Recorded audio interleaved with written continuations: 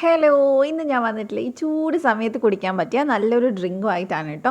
അപ്പോൾ എല്ലാവരും ട്രൈ ചെയ്ത് നോക്കുക. പിന്നെ ആദ്യമായിട്ട് കാണുന്നവരുണ്ടെങ്കിൽ ഒന്ന് സബ്സ്ക്രൈബ് ചെയ്ത് സപ്പോർട്ട് ചെയ്തേക്കണേ. അപ്പോൾ നമ്മൾ ഈ ഡ്രിങ്ക് ഉണ്ടാക്കുന്നത് ചെറുപഴം വെച്ചിട്ടാണ്. ഞാനിവിടെ 2 ചെറുപഴം എടുത്തിട്ടുണ്ട്. പകരം നിങ്ങൾക്ക് റോബസ്റ്റ പഴം വേണമെങ്കിൽ എടുക്കാം കേട്ടോ. അപ്പോൾ അത് നമുക്ക് മിക്സിയുടെ ജാറിലേക്ക് ചേർത്ത് കൊടുക്കാം. അപ്പോൾ നമ്മൾ 1/2 ലിറ്റർ പാലിനാണ് നമ്മൾ 2 പഴം എടുത്തിട്ടുള്ളത്. പിന്നെ ഇതിനകത്തോട്ട് ആവശ്യത്തിന് പഞ്ചസാര ചേർത്ത് കൊടുക്കുക. ഞാൻ ഇവിടെ 3 ടേബിൾ സ്പൂൺ ചേർക്കുന്നുണ്ട്. മധുരം നിങ്ങളുടെ കണക്കിനനുസരിച്ച് ചേർക്കുക.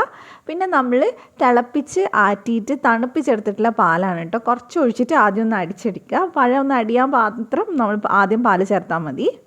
ഇനി നമുക്ക് കുറച്ചും കൂടെ ഒഴിച്ചു കൊടുക്കാം. അപ്പോൾ മൊത്തം 1 കപ്പ് പാലിലാണ് നമ്മളിത് അടിച്ചെടുക്കുന്നത്. അപ്പോൾ നന്നായിട്ട് അടിച്ചെടുത്തതിന് ശേഷം ഞാനതൊരു ബൗളിലേക്ക് ചേർത്ത് കൊടുക്കുന്നുണ്ട്.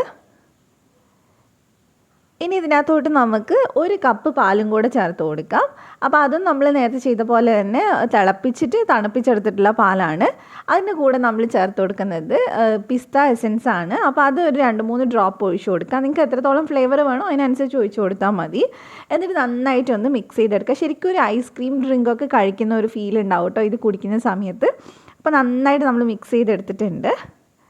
ഇത്രയും തന്നെ മതി നമുക്കിത് സെർവ് ചെയ്യാനായിട്ട്. പക്ഷേ കുറച്ചും കൂടി ടേസ്റ്റ് കൂട്ടാനായിട്ട് ഞാനിതിൽ കുറച്ച് അണ്ടിപ്പരിപ്പ് ബദാമൊക്കെ ചേർക്കുന്നുണ്ട്, ചെറുതായിട്ട് കട്ട് ചെയ്തിട്ട്. ഇതിൻ്റെ കൂടെ തന്നെ നമ്മൾ ചേർത്ത് കൊടുക്കുന്നത് പിന്നെ സേമിയ വേവിച്ചതാണ്. ഈ ഒരു ഇതും കൂടെ ചേർക്കുമ്പോൾ വേറെ തന്നെ ഒരു ടേസ്റ്റാണ് ഈ ഡ്രിങ്കിന് ഉണ്ടാവുക.